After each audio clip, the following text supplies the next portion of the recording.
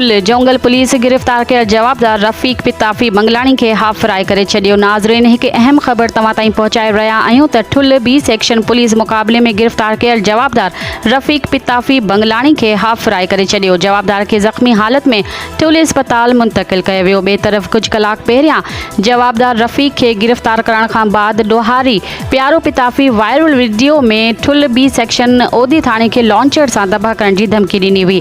हर वक़्तु हर ख़बर खां आगाह रहण लाइ ॾिसंदा रहो KBK वेब न्यूज़।